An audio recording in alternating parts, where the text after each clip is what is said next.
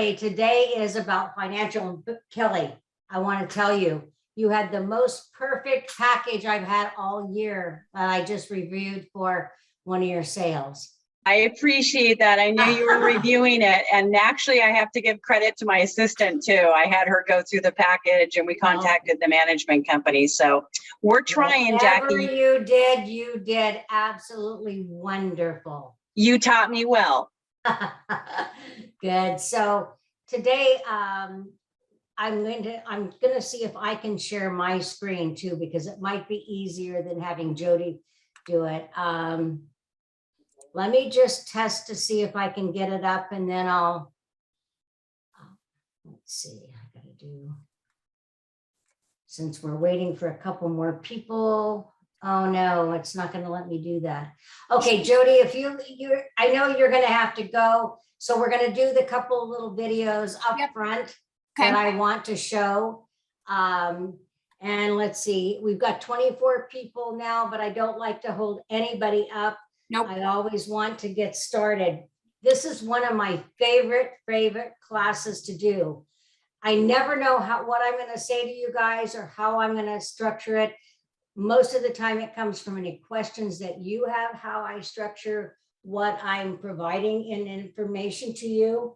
The boards of directors and managements of the majority of the projects are in budget time right as we speak.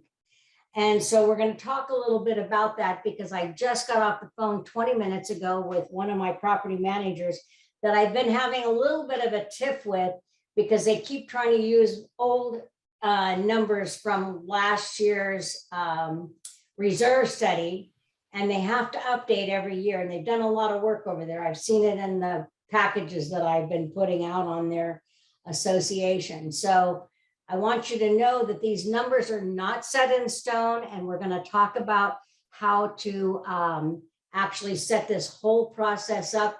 This is the most important part of one of the things that you are selling. You're selling in a multi-million-dollar corporation whose only duty is to maintain, preserve, and enhance the properties. And if I told you this story, I'm going to tell it again, because we've got some new people. But one of my favorite was an agent that I'd worked with for many years, and his sister was buying a unit and he was her agent. And he had listened to me very well. And he said, well, rather than having her pay you to do this review, I'm just going to go ahead and do it for her. And I think I know enough about the documents, having listened to you and everything. And I said, great. So he did call me on a couple of questions, and so we answered him. And then one of the things that he did is he went back to the association. They had a termite inspection, and the termites, they had 3/4 of a deck all around her unit. It was up on stilts on the pillars, and it was yellow tagged because it needed to be completely replaced. So he was very smart. He went back to the board of directors, and it was self-managed. And he had them sign a letter stating that the association was responsible for the termites and the dry rot, and they were going to be replacing the entire deck for her. Well, that was all well and good until she got moved in, and she goes to the board meeting and says, I would like to schedule when you're going to be putting my new deck on so that I can have my open house. And they said to her, honey, we are responsible. We just don't have any money. So that's one of the things with these budgets that are very important. They may tell you they're responsible for something, but do they have the money to do it? And that's what the financial health is all about.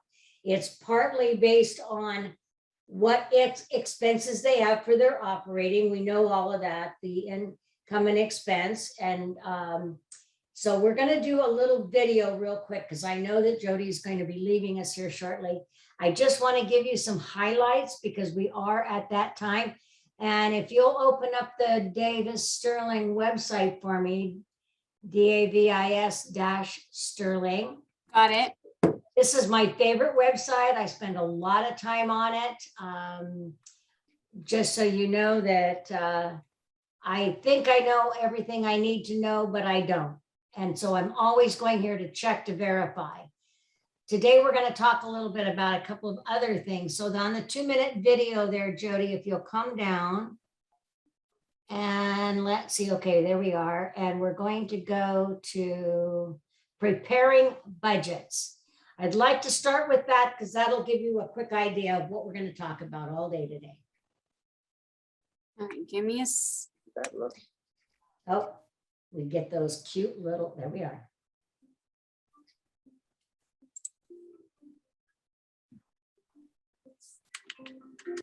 HOA budget requirements. Because associations are obligated to ensure and maintain the common areas and enforce the governing documents, boards of directors have a duty to impose assessments sufficient to carry out their responsibilities. Before a board can levy assessments, it must prepare and publish an annual operating budget called a pro forma budget. This is typically prepared by a manager or a budget committee by estimating the association's expenses for the next fiscal year. Assessments are then calculated based on the projected expenses. Because associations are nonprofit, boards cannot impose assessments that exceed the amount needed to defray the association's expenses. Since insurance, labor, and utility costs can increase significantly from year to year, boards have authority under the Davis-Sterling Act to increase assessments annually by up to 20%. Any increase greater than 20% requires membership approval. Once a draft budget is prepared, it requires approval by the board. This is done in an open meeting with the board. After the budget has been approved, an annual budget report must be prepared. The report contains a number of disclosures, including a copy of the budget, a summary of the association's reserves, and how the reserves will be funded. The report must then be distributed to the membership not less than 30 nor more than 90 days before the end of the association's fiscal year. Failure to distribute the report on time voids any increase in the assessments. If that occurs, the proposed increase must be approved by the membership. There are 24 budget and policy disclosures that boards must make each year. A chart of the required disclosures can be found at davissterling.com. Great. I love those little 2-minute reminders. So if there's any questions right now about anything that we've already seen, we can bring that up and I'll go that direction. If not, then I'm just going to kind of do the overview of all of this. Any questions at this point? Great. Some of you have worked with me and you already know about these budgets. I spend a lot of time on those because that's where we find all of the, what I call financial termites. And so one of the things that is in here that we know that these associations don't always fulfill their obligation fully under the Davis-Sterling comments of what the law says that they're supposed to be doing. Like very seldom will you see a set of minutes that said we had an open meeting with the membership to review the budget. They don't do that. What they do is they get together as a board of directors, they review it, they approve it, and then it gets sent out. So a lot of times they'll say, well, we don't want so much input that we're unable to get through the process. We just kind of shorten it. But the law is very specific, as you heard, that said that they are supposed to have an open meeting with all the members to be able to go through that. So they're not really doing that, but they do get these budgets out. I had one last year that did not put their budget out in a timely manner. They needed a 20% increase in the assessments plus a small special assessment. Because they did not get it out in a timely manner, they could not use that budget until they had a vote of the membership. It took them 6 months to get approval. So is there a question? Nope, we're good. Okay, good. So this is something that is kind of touchy when it comes to these budgets and whether or not they've done it in an appropriate manner so that they don't have to go back and get the membership to approve it. It's not always easy to get a membership to vote, especially if they think that there's been a mistake, why didn't it go out in a timely manner and that type of thing. So no later than December the 1st, if your year end is 12/31, that budget has to be in the hands of the membership. And so that's one of the big things that we're seeing. Okay, so then there's some other things that go along. You saw that it said pro forma operating budget. A lot of times when you send me documents, I get a one-pager. That one-pager is income and expenses on the cash flow, not the accrual basis. Is that a budget? No, it isn't.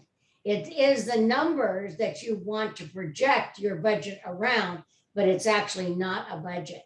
So there are two other things that come into this. One is called a policy statement.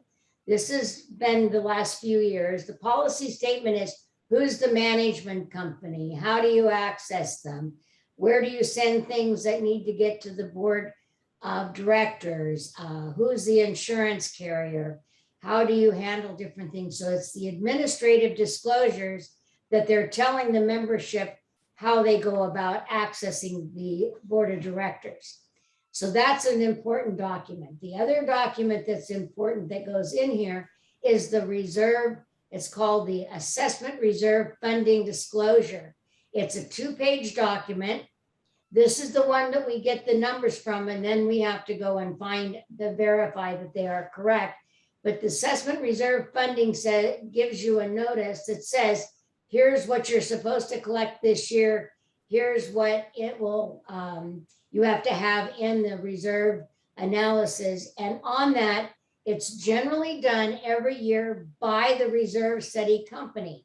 So that, let's say the law does say that they have to have a physical inspection every 3 years of the accessible components. This is not a destructive testing one. It is strictly a visual inspection. So they hire a reserve study company to go out. They either have a list or they have to do a list of all the component parts of those structures and the common area that the association is responsible for, like roofs and gutters, siding, doors, windows, landscaping, and pools if they have them, whatever all of the different component parts that make up that project. Then they list those, and they list the last time that they did any work. So let's say you've got a 20-year roof and you've already used 10 years of it. It will show a 20-year is the life expectancy. What has been used is 10, and what the expected remaining balance of the time is another 10 years. So they look at that and say, oh, we have 10 years to get the money. This is where boards of directors always look at this and say, I don't want to pay any more money. I don't want to pay for Diane's roof when it comes time to replace it. I want to pay only for mine. Well, what they forget is the concept is that they pay their fair share of the use of the components that they have now. As real estate agents, we know that we have basically 2 appraisals. One is the appraisal market value that you guys go and spend getting a review to tell you what that property value is so that you can list the property and get the highest and best price for your client. That is on the entire property. Now you're looking at the appraisal on the association and whether it has the funds that it needs to be able to maintain, preserve, and enhance that property. That's done through a reserve study, required physical inspection every 3 years, like I said, and they're going to update those numbers every year. And the reason somebody will say, well, why do they have to update it every year? Well, they need the assessment reserve funding disclosure, number 1. But 2, let's say that they did half of the roofs last year. Those roofs now have a much longer life expectancy than they did because they're brand new. So they have to adjust those numbers. Otherwise, my reports and what you're looking at would be very unbalanced. So they do that reserve study on every component the next year. Can be a desk review. The manager or the board of directors will say, well, we did new landscaping, so this was this category. We did half of the roofs in the project.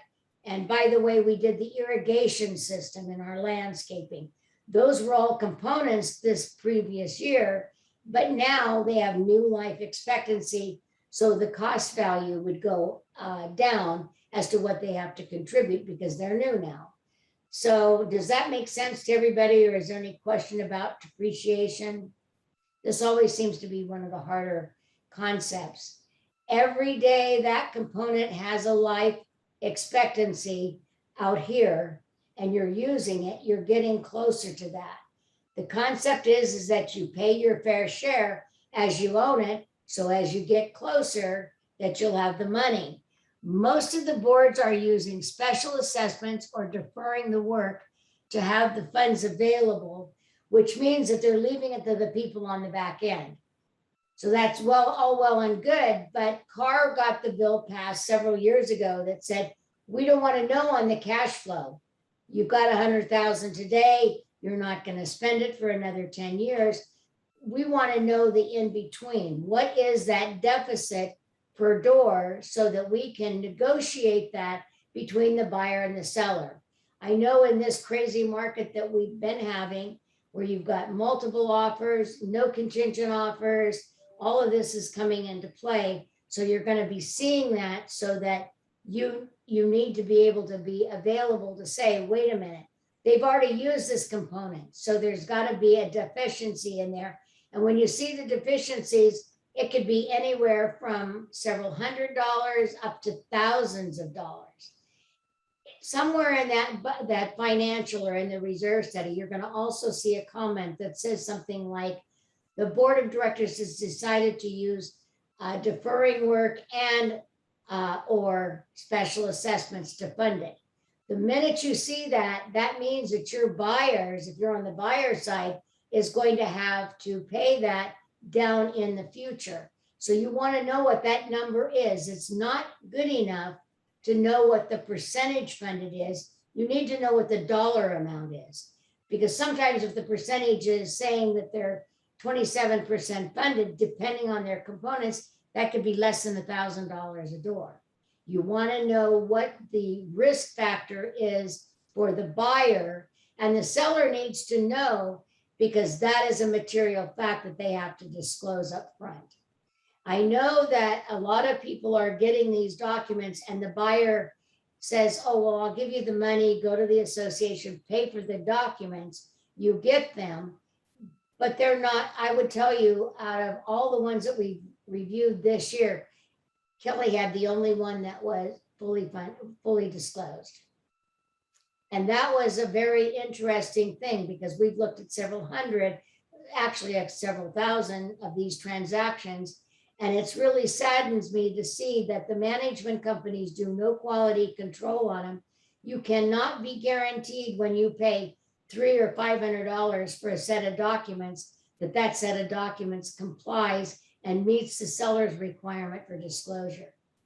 Just because the seller doesn't review those documents does not mean that they don't have an obligation to know the financial health at the minimum as to what's in those documents. So the big thing that is hurting most people is, I had a lady that called me a couple of weeks ago, and she bought her unit in June. Her agent, she was her brother's best friend, told her that she had to buy it without getting, that it was a no contingency offer that they needed to give. She listened to him. They did a no contingency offer. And just 2 months after she moved in, she got a bill for $38,000 special assessment. Now, it wasn't disclosed. And here's the quirker. The guy who sold her the unit was the treasurer of the board of directors. He should have known the disclosure was there. So now they're in a mediation with the company's attorney to talk about what should have been disclosed and whether or not there were other things in the package that should have been disclosed, and she bought it without knowing what she was getting into. She was in tears when she called me. I don't have the $38,000. I put every dime I had into the property just to get into the property. Now what do I do? The possibilities would be not paying our homeowner assessments, which would create a major problem. So we're looking at different alternatives here that you may not see when you're visually looking at these documents. And the financial, of course, is the biggest thing that you're telling your clients, because if they're buying into a project that has a deficit, sooner or later, it will have to be paid, whether now or whether later. And Carr wanted it to be negotiable between the buyer and seller, because it's like them having a credit card up to from the time they owned it till the time that they're ready to sell it. They've made the charges on it, and now they're asking someone else to pay that bill. So that's called depreciation, and that is the policy that most people use is, well, you know, 3,000 isn't that much. It isn't as long as you know about it. It's when you get hit with a special assessment that you did not know about. And that's what we're trying to do in most of these documents.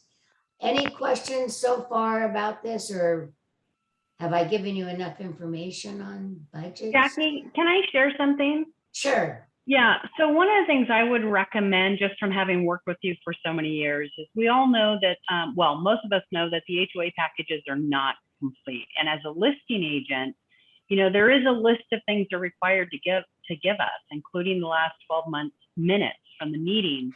And they don't seem all that important. But Jackie actually reviewed a package for me last year. The complex is only 3 years old. And we were, so I go through the minutes, because you're going to have time to push back to the management company to get a full package, especially if you're trying to have everything up front for buyers to be able to review. But if you're giving them an incomplete package, you are leaving yourself open for not having disclosed everything you're required to disclose to a buyer. But in this package, what I do is I go through the minutes, and it'll tell you when was the last meeting and when is the next meeting. And then you look to see, do I have the meetings, the minutes from the last meeting, and do I have them for the next meeting? This is how you can tether it together to make sure you have all the minutes. It happened to be that we were missing the most recent minutes, and I pushed back to the management company, and George, who was doing the review at that time, and along with you, spotted that there was comments in the meeting notes about hiring one of the best HOA litigators that month. And come to find out, there was a notice in the mailbox at the property, but the owner had already moved out, talking about how they were going to be doing some invasive investigating in the HOA and starting a lawsuit. We were in contract, and had I not necessarily found those minutes, we would not have known about that early and upfront in order to address it right away in the transaction before removing that contingency. So there's just so many nuances in the package that, even though I've been doing it for a while and Jackie's taught me really well, I still know to send the entire package over to Jackie, because there's so many little things that we as agents don't catch or don't review. So it's just an example, but you can help streamline things too by learning what's supposed to be in there and reviewing it right away, pushing back right away, so that by the time you give the package to Jackie, you at least know that you've got everything you could possibly get from them. And if you don't know what you need, talk to Jackie or look up the list of things that they're supposed to provide, so that you as a listing agent can make sure you're getting everything. Just my 2 cents. Thanks, Kelly. That's great. I do remember that transaction, and this happens a lot. Somebody says, well, it's a brand new project. What could go wrong, right? And that's generally the first 10 years. It could be that they have to go to mediation first. If that doesn't work, then they can file a lawsuit. But that is one in the very beginning, even in the mediation process, they will hire an attorney to assist them with that. And that did get to be on some of these associations quite a delay, because had that gone to the lender would have noticed that that was happening. And we always look at it as in litigation or contemplating litigation. If you hire an attorney, you're contemplating litigation. That becomes a really big deal. And a lot of these associations, when they were built, didn't get built quite the way that they should. They didn't do the inspections the way that they should. property manager gets a little lax sometimes in not investigating the work that is, that 3 people have had leaks in their toilet or their sink, and nobody thinks that that's a big deal. It's just kind of out there, right? So we're looking at different alternatives here that you as as realtors need to know, because you're trying to guide and direct your clients through this maze of all this paper. I know I got a transaction the other day. A lot of the agents are running these documents together in the IO file. Some of them you do them individually, so you can download them individually. If you're doing IO, that's the way that you should do it. I got one yesterday, 850 pages long. I have to divide out all of those documents to be able to review them. So buyers, I mean, if you were a buyer, what would you want to know? You'd want to know the financial health. You'd want to know if there was something that was coming down the pike. Some of the things that are coming up that the associations are not planning for are, like, one of them in a condominium are the sewer laterals that each of the cities seem to be putting some restrictions on or guidelines on, saying you need to have those inspected. You need to know that the boards of directors don't have a clue about that. They haven't budgeted it in. And so if you do find that you've got a city where your particular listing is going to be required to do a sewer lateral inspection, you need to check that out when you're first getting the listing, so you can find out exactly the source that you need to either have the association involved, not have the association involved, but you need to get the inspection done. That seems to be a big one that's come about in just the last few months. Let me see if I can. Budget time isn't always easy on the board or the management companies. They usually will take all the expenses from last year and add a percentage. We're in an inflation market right now, so some of them don't understand how to calculate that for their next year's budgets. So some of the budgets might fall short, or I don't see too many that go over budget, that go over and be cautious of this, because they want to keep their assessments low. They think that low assessments sells their property quicker, when in essence, it's just the opposite. Without enough money, they're asking a buyer to pick up the tab on work that's going to be coming due down the line. So I've had several people go to the board of directors after they bought in and found out that they were underfunded and said, board, why aren't you increasing the dues so that you don't have to use special assessment? I don't want to have to worry about that. And they go, well, if you were in a single family house, you would, and you didn't want to do your roof this year, and it would last a little bit longer, you're fine. I said, yes, that's true. You are fine, but you can move the bucket around and you'd have control over patching the roof. In a homeowner association, you don't have that same right. You can't just bring a roofer out. You have to go through the association, and it kind of gets tied up in red tape. So you have to think about that and being outside the box. Remember in our little video, they talked about the 24 disclosures that are supposed to be in there. When you see a budget that's 3 to 5, maybe 10 pages long, you more than likely should say something is wrong with this budget. They are more than likely around 25 to 70 pages long. I had one that was 125 the other day. One of the things that they have to put in there is a list of all the reserve. Remember, you've got your budget, the income and expense, your reserve information, the assessment reserve funding disclosure, and your policy. Now, the administrative disclosures that go along with it are the insurance policy. I don't know if I'm going to get all 24, but the insurance statement of all the coverages that they have, so that the buyer and or the seller knows exactly what they should have in their tenant homeowner policy. I had a lady call yesterday saying that she was very upset because the association doesn't pay the deductible, and it's a $25,000 deductible. And her issue that she has, that's insurance, was going to cost $18,000. She doesn't have the $18,000. I said, well, do you have a HO6 policy? Means homeowner 6 for your own interior and your own content. And she goes, what's that? So we need to be telling our buyers that not only do they have the coverage of the associations, which generally now, to keep the costs down, are increasing the deductibles quite a bit so that they know that they don't have to keep going back and figuring out how to handle it. Associations are getting high deductibles because they don't want the claims on their policy. So whether it's a planned unit development, some of the planned unit developments only take care of the common areas, which are the liability policy, and common areas would mean whatever is responsible for inside of the CC&Rs. A lot of the managers don't look at the CC&Rs and they'll forget. Well, this is a planned unit development. We're not responsible for X, Y, or Z. When in essence, if they looked at the CC&Rs in a section, they would find that they were responsible and it needed to be a line item on the budget. I had a property manager several years ago. She and I used to have, I loved her. She was just an amazing, fun person to be around.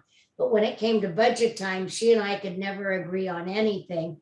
She wanted to take components out. So she took the roof out because it had a 30-year life expectancy and it was somewhere around 10 years into it. So it still had 20. So she just removed it and it balanced her reserve budget. How nice was that? And then 3 years later, she passed away and nobody realized that she had done that. And then all of a sudden they were faced with having to replace the roof and it was going to be a $35,000 special assessment to the homeowners. And the homeowners go, well, why didn't you know about this? Well, we don't know why we didn't know about it. And because I did the disclosure packages, they came to me and said, why do you think this happened? And I said, well, I can show you the notes where the board approved many years ago to take that component out for a certain period of years, but it never got put back in. So no matter how you look at it, it will catch up with you. Jackie, we have one question in the chat I wanted to read to you. Okay. So it says, what percentage of fully funded budget in reserve study is considered adequate? What is considered good? Yes. Okay.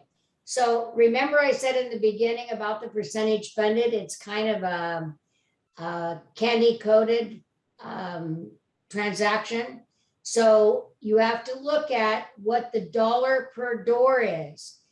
The lenders don't like to see underfunded associations, but we have a scale. If it's 0 to 30, you're guaranteed there's going to be special assessments. They're not collecting enough money to be able to do the work when it comes due in the future.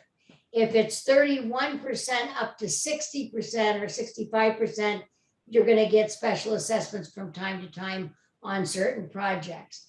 If it's 65% or better, that's well-funded, but that still doesn't tell you what that well-funded could be well-funded based on a percentage. But then when you look at it, it could be $10,000 a door. This is something that you have to negotiate with your client because that deficit is something that when Carr got the bill passed, the intention was that the buyer's agent would find out about it and would negotiate it between the buyer and the seller. In a hot market like we've had, most of the time the buyers say, buy it or move on because we're not going to pay that, even though they've had the use of those components all the years that they've owned it. And the value of that property is directly related to that. They won't budge an inch. And some of them will say, okay, I'll be happy to pay half of it, or I'm willing to, because I can see what the depreciation factor is, I'm willing to pay that. You have to know the dollar amount to make it worth your while in order to decide with your clients whether or not it's enough to go back and negotiate on. So percentage funded just tells you a percentage of what they should have in there. Could be a big number or a small number as far as per door. What you're really looking for is to divide that out and see it per door and what the dollar amount is. So I hope that answers the question. That the percentage funded can be a cloud, because you're not really getting to the downright details of what you're trying to convey to your client. So I will tell you, in this marketplace, I have seen people buy them with $50,000 deficits in the reserves. I've seen them when it was 5,000 and they wanted the seller to negotiate with them. So this is a negotiation point with your contract and your clients and what their desire is. Remember that we're selling not only a home, but a corporation. And now I always look at it, well, it's their home. They know where they're going to have their coffee or sit in the evening and in front of their fireplace and talk or whatever. That's their home. That's their where. And in the pandemic, we found out how important it is to have a place that we enjoy being. When you're looking at the financial health of this, it's a back burner. It's something that they don't really think about until they get that bill every month, or the bank pays on it every month, and then they get a new budget showing that they just raised the dues by 20%. So it's all very subjective to your clients, and you need to talk to them about that. Let them know that deficit. Let them know. I've never lost a transaction, at least that I know of this year, when we've told them about it. My belief is that if you know about it, you can plan for it. Knowledge is power. So you can always deal with it from that perspective. It's when they get hit blindsided that they don't understand how that happened. And in the olden days, when they said we're 100% funded on their cover letter, and then a special assessment for $30,000 popped up a few months later, that was very crazy. How to justify that was a little bit more difficult. So I hope that answers that question. Yes, they actually have a follow-up to that. So they ask, can you show an example of a 30 to 60% fully funded budget and how that translates to dollar amount per door? Okay, so you have a budget that tells you, you have a reserve study, and the reserve study tells you all the components, and it will identify for you what should be in the reserves.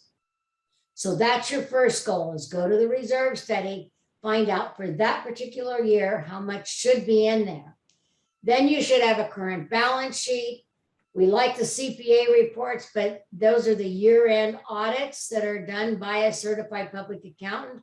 And you go in there and you use the number as to what's in their bank account.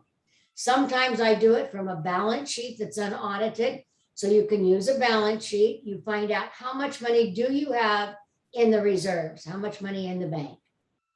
And it says reserve line item, you have $20,000 in the bank.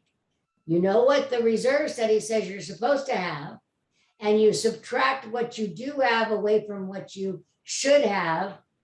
And that's how you find out the percentage funded, but you also find out the dollar amount per door. So let's say you've got $1 million in the reserve, a requirement for the reserves. You've got 500,000, you're short by 500,000.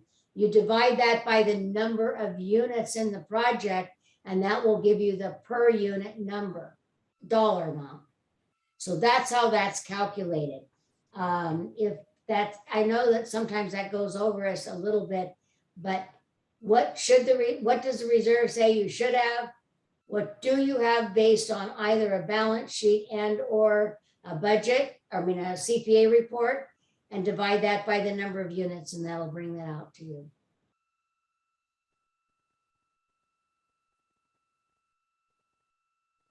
Any other questions? I see that there's 7 in there. Yep, so those were all the current questions I saw. If Okay. anyone has any other questions, throw them in the chat, but please continue, Jackie. Okay, so remember that a lot of times your board of directors are novices at this job. They do not get paid. They're volunteers. They do the best they can in some instances. And we jokingly used to say, my board president happens to be the only person on the board that doesn't balance their checking account every month. So then a new law came up. It says every month, the board of directors has to get 6 different documents from the management in financials, and each individual board member has to review them and ratify them in the minutes. They also can have a committee of the board members, but somebody, two or more people have to look at it. That's a balance sheet, income and expense, reserve analysis, check register, delinquency report. And there's one other, and I always forget it. But every month, whoever is doing the financials, the one-page income and expense sheet doesn't get that anymore. Even with the smaller units, 3 to 20 units, they have to get all 6 of those items, and the board has to ratify them, meaning they take a roll call vote. Did you look at the budget and find anything that you have any concerns about? No. And they vote that they have accepted it.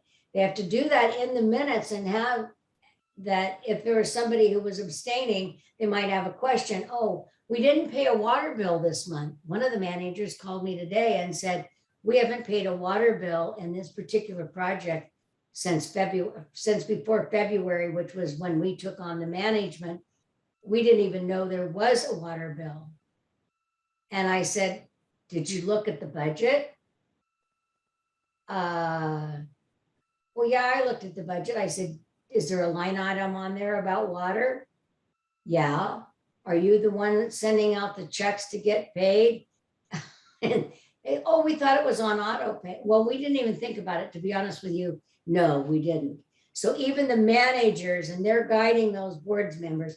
That's why the board members need to get those financials and know what they're paying out each month for those contributions, not even contributions, but for those bills, so that they don't get behind. They paid $11,000 for their bill yesterday because it was going to get shut off. In the pandemic, it's been rather easy because they haven't been shutting any of the utilities off. But now that is kind of subsiding, and we're seeing that kind of stuff pop up. So one of the things that I know about disclosure, and especially about 80% of what we're doing, is finding information out about the budget and the balance sheets and the financial. There are other things that come into play, such as the minutes. What happens if a board isn't holding meetings? My question is always, how are they controlling and conducting business? What happens if an association is incorporated, but they've lost their corporate status with the Secretary of State or the Franchise Tax Board? What does that mean to you as owners? What is it going to mean to your clients? If the corporation has been suspended, that means they've lost all their rights to conduct any business. They can no longer conduct any business. And if it's on the Franchise Tax Board, it's because they did not pay a tax return for 1 year. So there's all these little things that are going to pop up, but mostly the financial, most of it's being done right now. The other things that I didn't tell you that were supposed to be part of that 24 disclosure documents is that they're supposed to have a short copy of the reserves, which is basically the components list. It should also have the rules and regulations that they're operating under. And those are the things that are part of that budget package, because it's the basic contracts that the association is dealing with. Delinquency factor has been a big one over the pandemic period, but now people are having to make agreements as to how they're going to pay back those delinquent assessments, because if they don't get the money in the association, they will not be able to contribute from the reserves. Sometimes the association will have a big bill for the insurance come along, and they don't have enough cash flow in their operating. So they'll go and borrow the money from the reserves. So let's say that it's $80,000 for their insurance.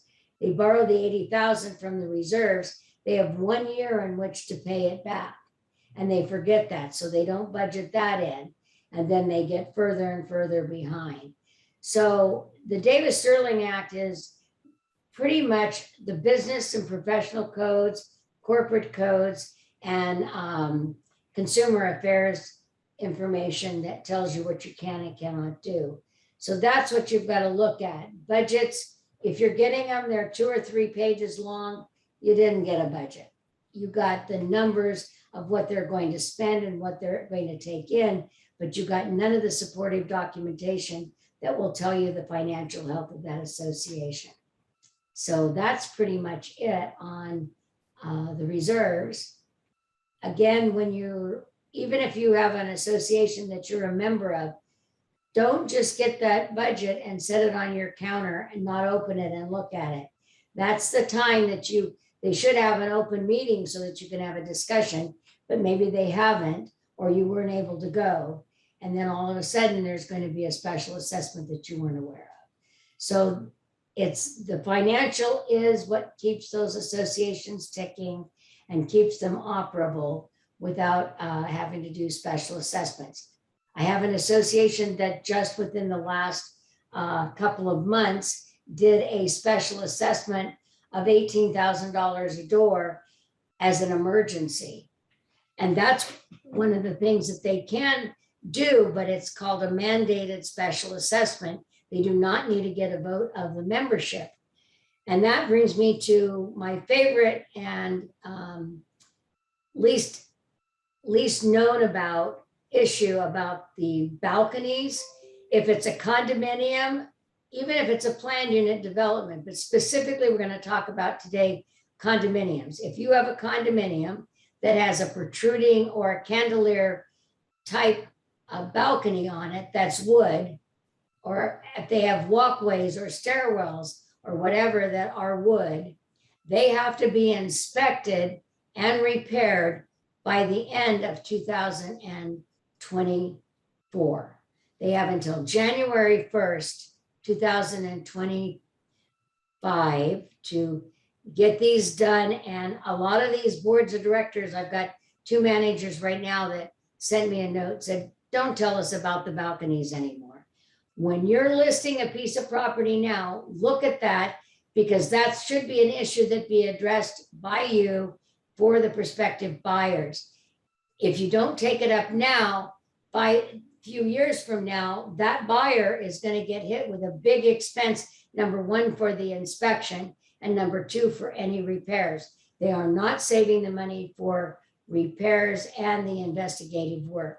It is a law, it is mandated, and it is required by January 1st, 2025. So I'm stirring up the pot now, because I know, just like with termite reports, most people will get the termite report on just on the interior of the unit. And then, like my lady that had the big deck around her unit, went to see if they were going to do the work. And they said, yes, we are responsible, but no, we don't have any money. So all of this is going to hit the pocketbooks. Also, when you're dealing with investors, you're looking out for them, because they're buying it to fix it up and to flip it. They have to do that same disclosure, only they have to move it to one step further. Anything they didn't get, they must still get now, or they're held responsible as the seller. And if you're going to flip it and you find out that you're going to have to pay $38,000 for a new deck because it hadn't been inspected, or it needs to be inspected, that's going to be a shocker that takes care of all of your money. So there, regardless of which side of your transaction you're on, you need to know at minimum the percentage funded and to be able to calculate what it is per door. If you get into a bind and you need help, make a phone call. I'm pretty easy to get a hold of, and generally, or you can send me an email, can you help me out? But you're going to have to walk me through I'll ask you where to look at certain documents. The more you get to know about the financial health of an association, the better able you are to disclose it and to be able to not have it come back to haunt you. So I think we were at 1 hour today. Is that correct? Let me just double check for you, Jackie. We might have a little bit more time. Give me 1 second. Perfect. All right. You know, I can always fill it.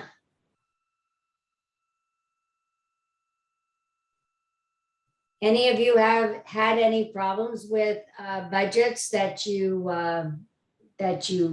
have received that you didn't really understand, or maybe they're one-pagers? What do you do with those? What do you do when you can't get a board of directors to give a full budget?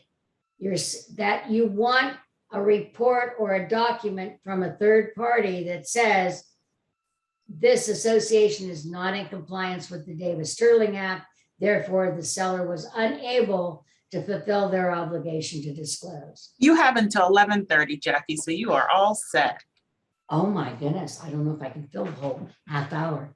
Well, let's bring up some other questions. I know other than financial, some of you have had some issues about selling into a homeowner association and or what do you do in certain instances. If you'd like, we can do some question and answers at this point.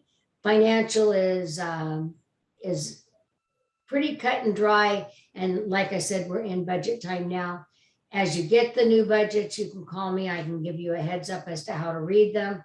But any other questions that we might want to deal with?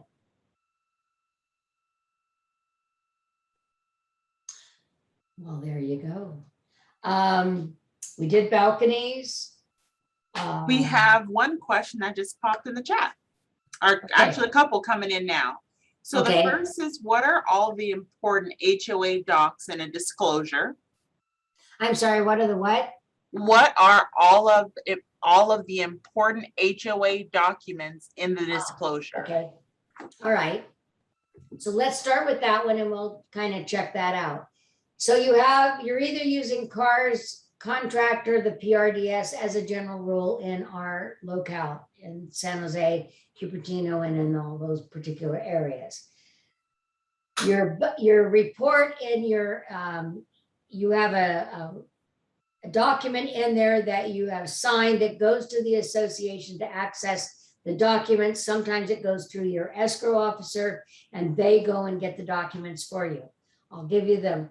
Articles, bylaws, CC&Rs, and any amendments to any one of the three of those. Articles of incorporation tell you that it's a corporation that is doing business in the state of California as a common interest development. Sometimes the association is not incorporated. If it's not incorporated, that's okay. They just don't have that basic umbrella over the top of all the actions that are taken in that association. Bylaws are in need.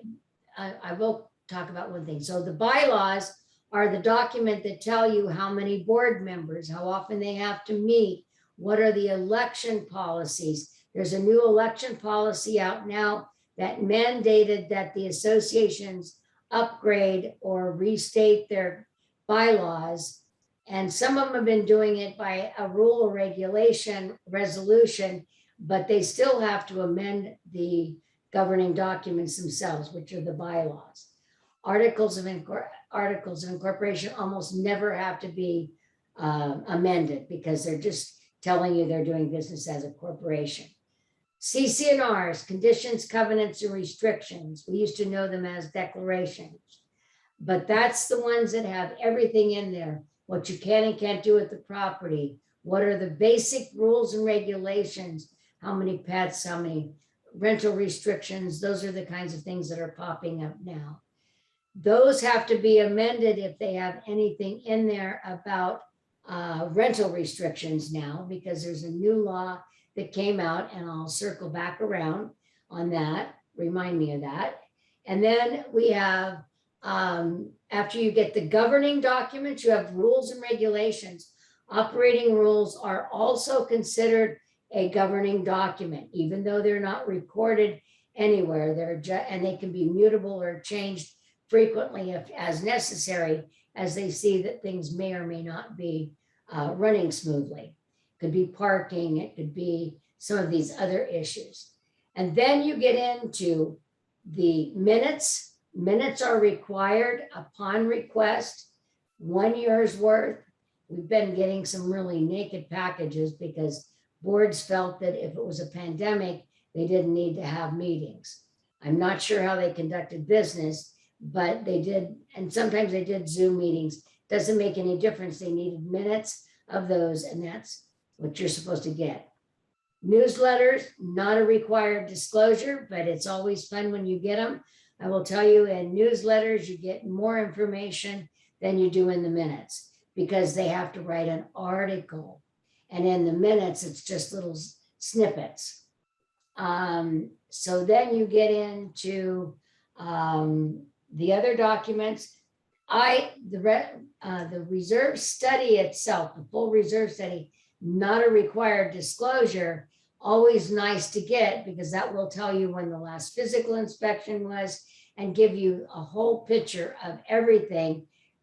Remember that in the budget, they still have the reserve analysis portion of it, of which the list of components is going to be part of that. So reserve studies, not a required disclosure, but a good one to get a hold of.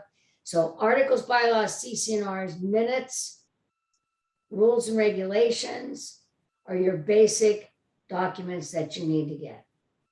Now, I will tell you that a lot of the associations have been restating their governing documents, the bylaws and the articles. The bylaws, because of the new election rules that came into play, they cannot hold an election unless they have new election rules in place.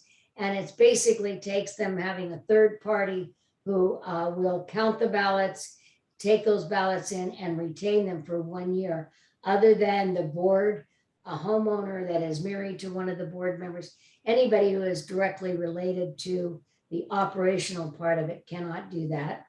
There's a whole group of laws about that and companies that sprung up to specifically do that for you. They timeframes of getting people to run for the board, sending out ballots, the whole thing takes about 6 months. And so that is one of the biggest things that has come up to put a snag in. They definitely need to amend their documents to be able to cover that. The second document is now the rental restriction that came up that became law as of the 1st of this year. The associations, a lot of them in the older documents, the CC&Rs, will have things like you have to live here for 3 years before you can rent it. No more than 13% can be rented at any one given time. You have to have a contract for a minimum of 60 days. All of those are invalid at this point. The new law says that they can have a rental restriction, but they have to allow a minimum, not a maximum, but a minimum of 25% of the units. So 17 is invalid and cannot be enforced. They cannot any longer require you to live there for 3 years before you can rent it. As soon as you move in, you become an owner. If it hasn't met that 25% or whatever they've decided, some of them have gone to 30 to 35% rentals because that's what they had.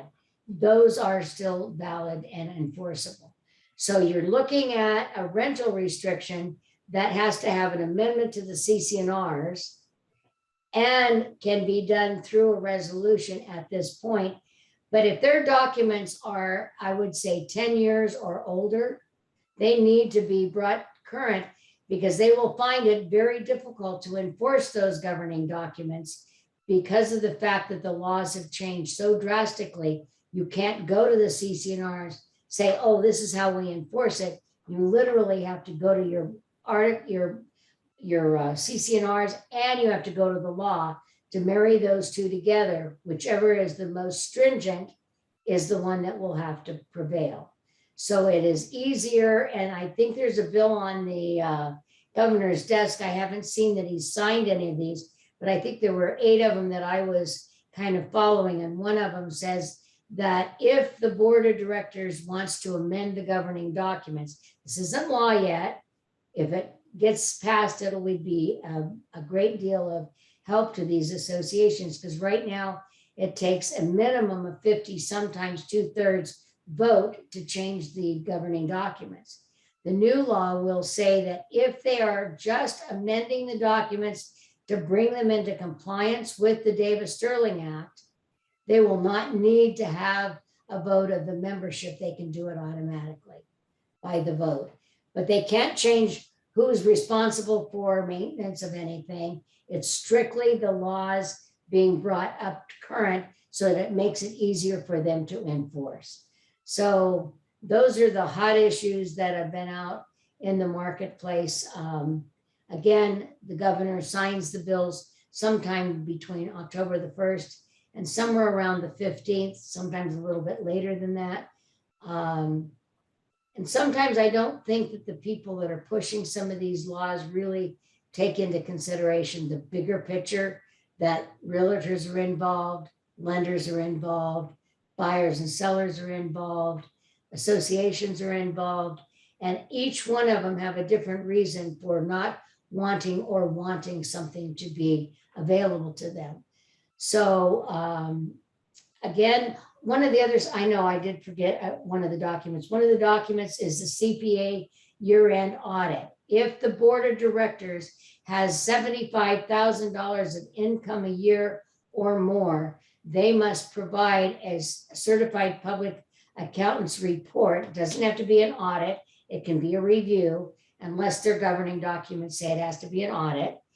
The auditor will balance all of the accounts out for them and give them any notes. If there's anything going on, maybe they can see that money's being transferred from one account to another without being accounted for or whatever. But that was to help to protect the ownership, and also the new laws about how the board has to look at the financials every month was another way to keep people from being able to steal money and to bankrupt the property. So those are all kind of the pictures of all the documents. You have them listed in that contract.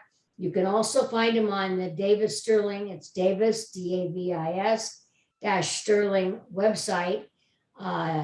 You can just go right online and see these documents. When you open it up, you'll see that they've got 8 little videos. They're 2-minute videos like the one that we showed in the very beginning. Very quick, very thoughtful. There's one in there that I liked is how did condominiums and planned unit developments begin? So there's a whole history that goes back to the 1700s. Then it says, why do they exist? Because there's common elements that they're responsible to maintain, preserve, and enhance. And there's one in there about the fiduciary duties of the board. As real estate agents, we have a fiduciary to the client that we're servicing. And as a homeowner association board of directors, they have a fiduciary responsibility very similar to what ours is for operating that corporation. They can't get on the board of directors because they want new windows and they can't get it through the current board. So it can't be self-serving. So those are things that do pop up from time to time. The minutes are a gas. If you have anything, let's say that you're sitting at the doctor's office and you're waiting and you're just sold a condominium and you've got the minutes, take a chance to look through them. They're really kind of funny. At the same time, they're kind of sad because they're so skinny, and 5 years from now, not one of those board members would be able to tell you what really occurred in that meeting. And that's what the minutes are supposed to do. What did you guys discuss? Did you put it for a vote? Did the board vote for it? What are the guidelines by which you're setting up committees? And because they're all volunteers, it seems like nobody really wants to participate at this point. So we're seeing some of these projects being severely damaged by not having an active, knowledgeable board of directors. I'll leave you with one thought, is that my mother, many years ago when she was in real estate, I think she was making $250 a transaction. Things have changed a little bit, and women's salaries didn't count. But she told me, honey, diamonds are not a girl's best friend. Property is. And I always remembered that, and I always realized that we have a big job to do, whether it's on your real estate side, listing or selling, as well as my side when it comes to helping you decipher that 800-page document that you just got. So we're trying to make sure that we've all done our jobs, that we have the buyers that understand what they're getting into, sellers understand what they're responsible to not tell, And I always asked, I asked the guy when he called me, he says, why did you tell the one that has got the $38,000 special assessment? Said, why did you tell her about that? I said, I didn't have to, it was in the documents. I said, the better question is why didn't you? You were the board treasurer. He didn't have an answer for that. So I'm assuming that that will be an easy transaction to negotiate between them and get that handled for her, because she really doesn't want to lose her home. But at the same time, she doesn't have the $38,000 to do. And it was only 6 months ago. So there you go. Any last questions? I see that there's Yes. still in there. We Okay. have two final ones. So how and what do you charge for your review of these documents? And then inside the documents, where do you find the litigation information? Okay, so the board, let's start with, I'll start with my fee. Our fee right now is $475, 3 working days turnaround time. The payment is up front. We give you, we're getting ready to put it online, but right now we send you an invoice to the client or to the agent, whoever is going to be paying for it. And then you can pay it right online. We make it easy, but also we wanted it secure. So that's what the amount of payment. Where do you find litigation? The board of directors and the management company are not required to disclose litigation. That is not a required disclosure to its members. It's a corporation suing or being sued. And so that's taken care of. However, because the lenders were jumping and screaming and yelling so much, they do have on the demand, most of the demands have a little section. Is there any violations of this particular unit? Yes or no. Is there any current litigation? Yes or no. And most of the time, the managers have gotten a lot better. I know that we always, when I had my management company, if there was litigation, we get an opinion letter from the attorney, whether it was our private attorney for the association or whether it was one that was assigned to us by the insurance company. And they would do a letter of the where it was at and what was supposed to be dealing with. Most of the time, you're going to see that it is the association suing like a contractor because they put the roof on wrong. It's the 3rd roof that they've had put on and they didn't, and now it's still leaking. So then they're suing the vendor or the developer if it's a new one for construction defects after they've gone to mediation. Or it could be them suing a homeowner because they're not in compliance with the laws. They've rented their unit as an Airbnb. And that's not required. I mean, that's not able to be done by the CC&Rs. So you're going to find it. But the other thing is you can specifically ask as a listing agent, is there any litigation that we must, because we must disclose it? They will usually tell you that. That is basically, the other place that you're going to see it is in the minutes. It's very, it's not really pointed out, but you'll see things like we went into executive session to talk to our attorney about the litigation. So that's kind of a hidden agenda, but those are the 2 places I know of. And the third, of course, is ask the question specifically and directly. Perfect, Jackie. That is all of, oh, there was one last one. This is the last question for you. So is it a law that requires a monthly meeting with the HOA?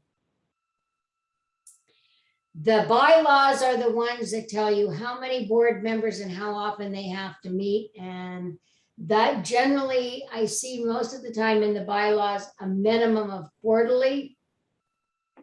And so that means that they don't have to meet every month, but they do have to meet quarterly, and then they have to ratify the financials for the previous 3 months.